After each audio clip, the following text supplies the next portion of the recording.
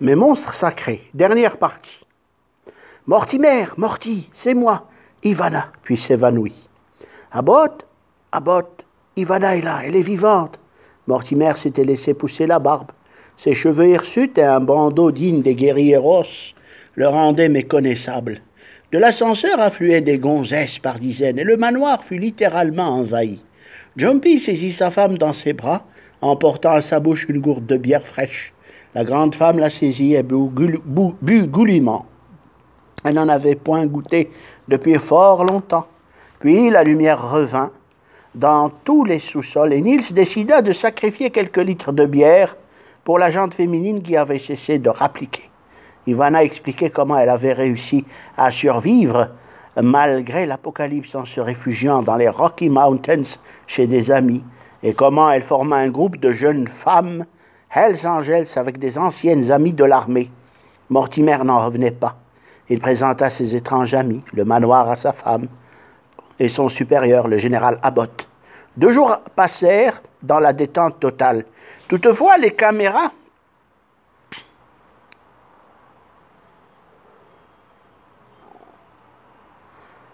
de surveillance ne s'arrêtaient point, prêtes à signaler le moindre danger extérieur.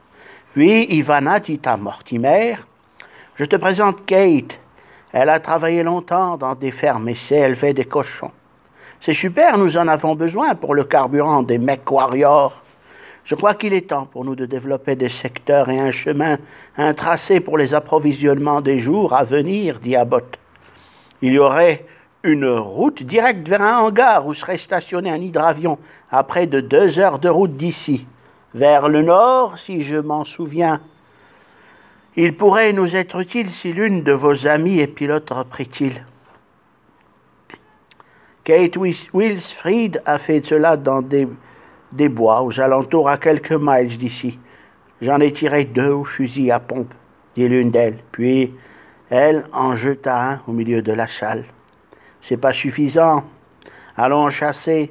Mais faites gaffe, ne gaspillez pas des balles pour rien, ordonna Liz, en saisissant un fusil mitrailleur. Mortimer se mit un colt sur la hanche et fit une grimace, digne des grands westerns. Puis ils remontèrent vers les terrains de stationnement, plus haut. Il faisait encore jour et la vue du cochon raviva les instincts de chasseur. Mortimer, Niels et Ivana grimpèrent dans une petite auto, tout-terrain, et prirent la route vers le lieu où devaient s'y terrer les cochons devenus sauvages. Il souriait d'une bien étrange façon. Il allait bouffer du cochon et cela faisait un bon moment qu'il n'en avait pas touché. Mortimer aussi souriait les yeux larmoyants par le vent froid et les moustiques. L'auto tout-terrain sautait de bosse en bosse, raclant la poussière du chemin à l'arrière. Ivana et son ami s'amusaient à placer des balles et des cartouches de chasse dans les ceintures et les gilets.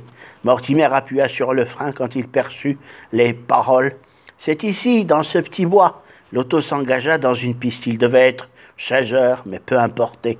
L'heure était à la bouffe. Ivana hurla sa joie à la vue d'un cochon sauvage. Elle visa et tira plus vite que les autres ne s'en aperçurent. Le pauvre animal cria, grogna et s'écroula, son épaule mortellement atteinte par un tir de fusil mitrailleur au coup par coup. Ivana courut vers lui en gigotant. Elle avait très faim et la joie voulut qu'elle mît dans le mille. Suzanne avait sauté de la bagnole et cherché inlassable le moindre bruit ou silhouette dans les bois. « Fais attention de ne pas nous tirer dessus, dit Niels à haute voix, et un gros porc détala devant elle à quelques mètres. Conscient du danger, Suzanne retint sa respiration et visa le cochon fuyard. 2 coups éclatèrent et le fusil à pompe renversa le pauvre animal qui s'arrêta en glissant raide mort. Niels et Jumpy sautèrent de l'auto hurlant de joie et coururent à vive allure vers les cochons sauvages qui gisaient inertes sur le sol vert. Abbott et Mortimer esquissèrent une ronde en dansant et sautant, entraînant avec eux les autres femmes. « On va se faire de la broche » chantaient-ils, tous en chœur. Quelques minutes après, le tout-terrain roulait vers le manoir, klaxonnant et sautant sur les bosses de la piste. Niels Abbott mordait un cigare à pleines dents, soufflant des nuées de fumée de tabac. Mortimer et Ivana s'embrassaient tendrement. Suzanne dansait en serrant des cordelettes autour des pattes du gibier, heureuse de pouvoir déguster du rôti pour le soir. Après le temps voulu, l'auto arriva au manoir où des feux de bois s'élevaient, laissant l'air s'emplir d'odeurs de viande cuite, ravivant la faim de tous ceux qui attendaient. Déjà quelques cochons brûlés sur des broches en bois fabriquées à la hâte. Et lorsque le tout-terrain s'immobilisa, les cochons furent dépecés et mis à la broche en un temps record. La nuit venue, chacun s'endormit épuisé. Certains optèrent pour la belle étoile, d'autres s'endormirent dans les sous-sols du manoir.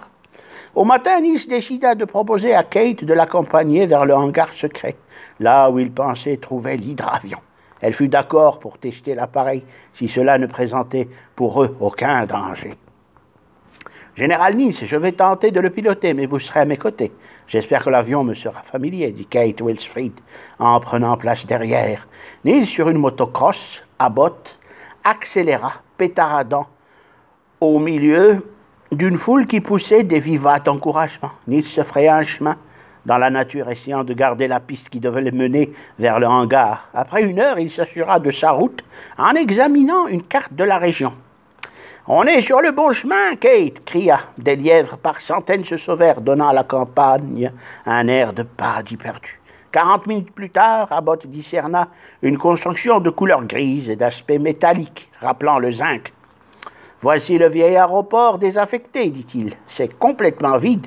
Même des plantes ont poussé sur la piste, fit Kate. On va jeter un coup d'œil à l'intérieur. L'endroit était désert. Devant une immense porte en fer, Nils stationna sa moto. Toujours sur le qui-vive, il dit à Wilsfried de l'attendre. Il saisit une arme à feu, un colt, qu'il vérifia en jetant un regard furtif et distingua 6 balles dans le barillet. Puis entra dans le hangar par une porte plus petite, située sur un flanc de construction. Il faisait noir dedans. Nils activa un interrupteur, mais celui-ci ne fonctionnait point. Un chat s'enfuit en miaulant très fort, ce qui fit peur à Abbott.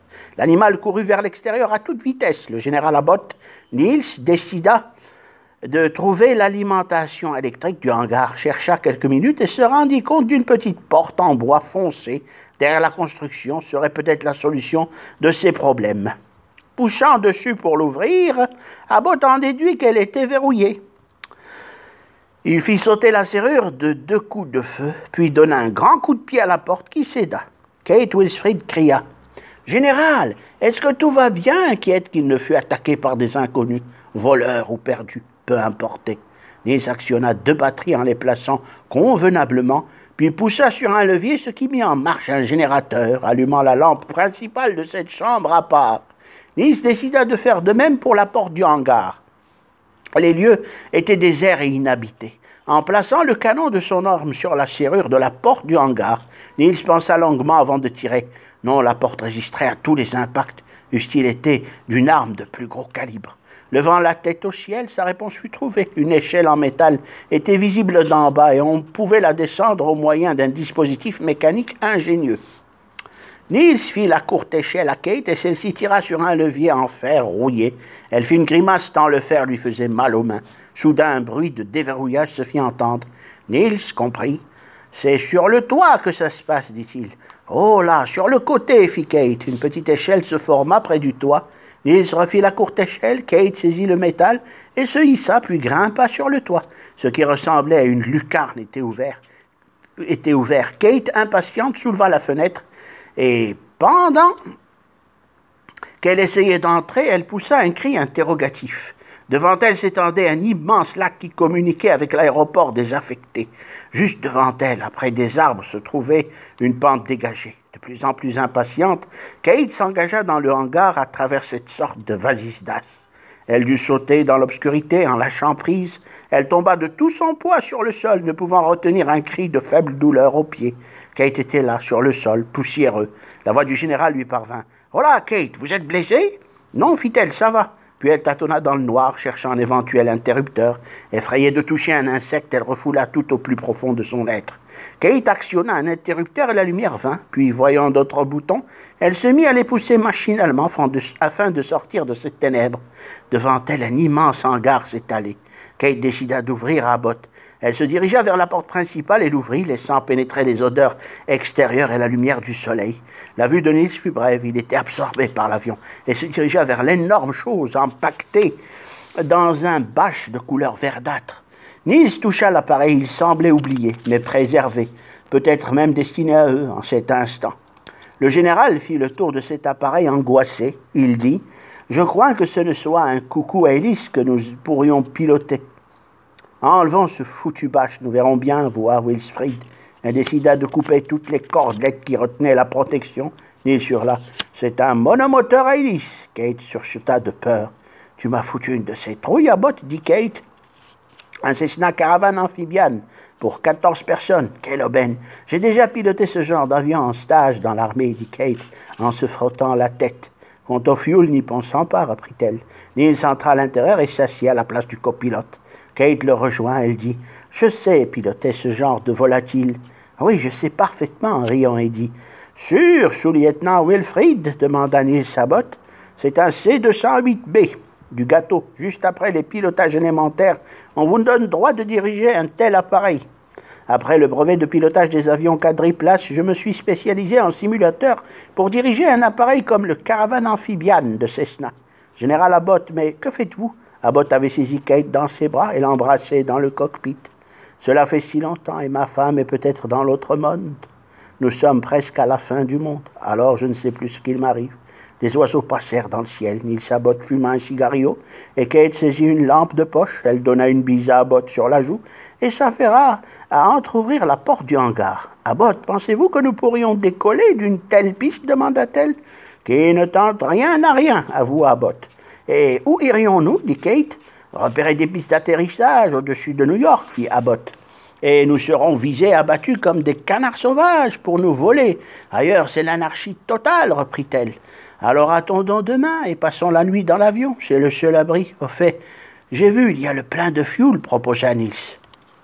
Cherchons les pistes les plus rapprochées du manoir et essayons d'économiser le fuel au maximum. C'est une excellente idée, déclara Niels Abbott. Après avoir déniché des couvertures à bord de l'hydravion, Kate et Abbott allumèrent des bougies à l'intérieur de l'appareil, tout devint obscur dehors dans le hangar, ayant pris soin de couper toute alimentation électrique dans la base et refermer la porte du hangar.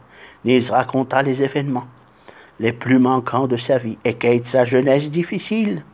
Au matin, Kate et Abbott traînèrent l'hydravion à l'aide d'un petit engin à roues qu'ils dénichèrent dans le hangar. Le Cessna pointa son nez face à la piste 36 couverte d'herbe et cabossée. Après avoir pris soin de refermer la porte arrière, Niels s'installa à côté de Kate et qui régla son siège et commença la checklist. L'hélice vrombit, laissant peser sur nos deux amis une angoisse qui fit joindre les doigts d'Abbott. Celui-ci les croisa, appelant la chance. « Général, je crois que je vais y aller. J'espère que ce 5 n'a aucune avarie dans les systèmes, affirma Kate. Je serai ton copilote. Allons vers New York. Cette carte nous précise le vol dans les détails les plus précis, dit Niels en bouclant sa ceinture et respirant un grand coup.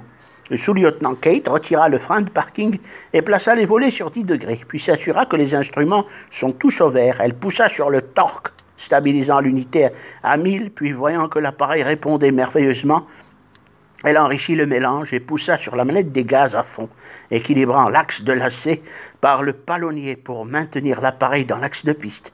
Kate surveilla sans cesse la vitesse, 80 puis 100 nœuds. En fin de piste, quand l'hydravion atteint plus de 100 nœuds, en fin de piste, quand l'hydravion atteint 120 nœuds, elle hurla et tira franchement sur le gouvernail. L'hydravion C-208B s'élança dans les airs. Abbott retenait son souffle, il ferma les yeux, s'attendant au pire désastre, fûtant l'instant fatidique. Mais rien ne se produit. Un bruit de train d'atterrissage qui rentre. Celle-ci réduit la puissance, Niels Abbott soufflait. Kate Wilfrid vérifia le pilote automatique et y inscrivit des données de vol. Elle le mit en marche. L'hydravion ne lui obéissait plus. Il était maintenant sous le contrôle absolu du pilote automatique. Au bout de quelques minutes, l'hydravion rentra son train d'atterrissage de sol en un bruit de métal qui grince. Le Cessna était déjà au-dessus d'un immense lac. Niels déboucla sa ceinture et dit « Je vais jeter un coup d'œil et fouiller l'avion. Le paysage est féerique. »« Ok, je rentre complètement les volets et stabilise à 140 nœuds, fit Kate. « Super, on a un avion maintenant, répondit Ivana, en portant des jumelles vers l'appareil volant en cercle. Mais un peu plus loin de là, au nord, d'autres jumelles scrutaient l'hydravion. Des survivants comme nous. Tiens, tiens, cela est une aubaine, ils ont un avion, Mad, dit une jeune femme au crâne rasé, habillée de cuir. Ils sont localisés au sud de notre position. Ou ailleurs, c'est un avion, tâchant de ne pas le perdre de vue, dit Lord Mad Dog à l'une de ses innombrables compagnes. Captain Stanless, Irma Bount et Chark, prenez des types et traquez-le comme vous le pouvez, fit Mad Dog, en s'asseyant sur un énorme trône en bois. Mad Dog était de taille énorme, habillé de cuir, tout comme sa girl Irina. Pourtant, il n'était pas gros, une chevelure et barbe abondante à sa taille, un fusil à pompe à la crosse taillée, telle une arme de poing, ciselée en lettres gothiques. 500 personnes étaient sous ses ordres. Une ceinture bardée de cartouches brillantes au soleil. Ses lieutenants Stanless et Chark démarrèrent des quads de très gros cylindrés et se mirent à traquer l'avion au loin. Personne ne se doutait de leur existence en ces lieux perdus. Suivi d'une foule de motocross et de quads à 4 et 3 roues, le cortège s'emballa en direction de l'avion. Des cabanes en bois, non loin d'un lac. Mad Dog vivait de chasse et d'élevage porcin. Un vieux générateur électrique, défendu par des hommes en armes, assurait l'énergie de la colonie. Il était sur une petite colline et dans un hangar en bois. Mad Dog, le Hells Angels, se mit aussitôt à faire une causerie au reste de sa communauté. « Mes amis, on a trouvé un avion. Donc des survivants existent tout comme nous, et on va les inviter à nous rejoindre. Vive Lord Mad !» s'écrièrent les rescapés de l'Apocalypse en levant les bras. « Maintenant qu'ils sont partis, on va bouffer du cochon, du cochon, du cochon !» crièrent plusieurs groupes de Skyneats et des Hells Angels, entraînant des cochons sauvages en centre du camp, formés de cabanes pour les tuer.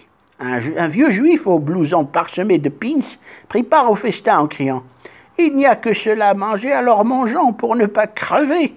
Au loin, l'hydravion cherchait un lieu proche pour se poser. Niels Abbott proposa « Kate, bel enfant, essaye d'amérir sur le lac, non loin du manoir. Nous rejoindrons l'équipe après. » Je ne pensais pas que le lac était si proche.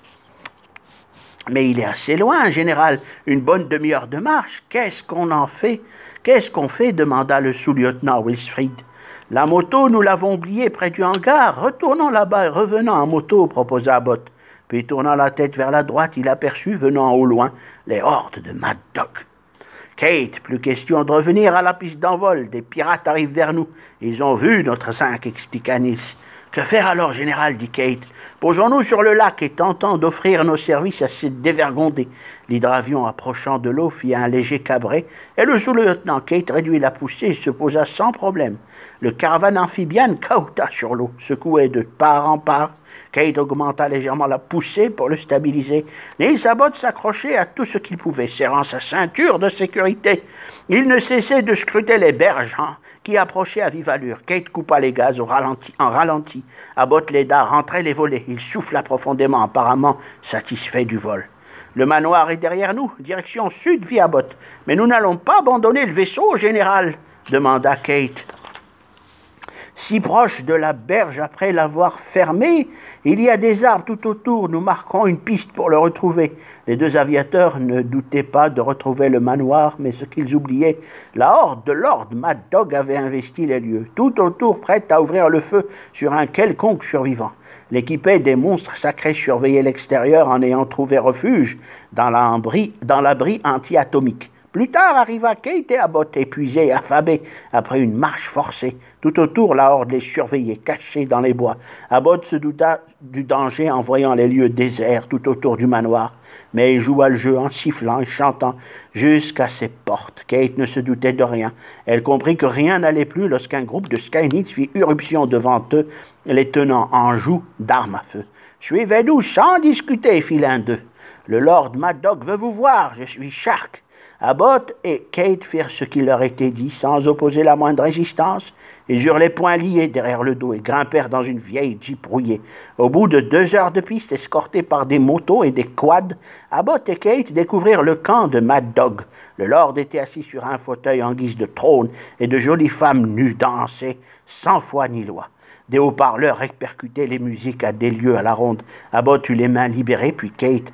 On leur demanda de se mettre à genoux, ce qu'ils firent sans hésiter. Mad Dog se leva et cria avec force.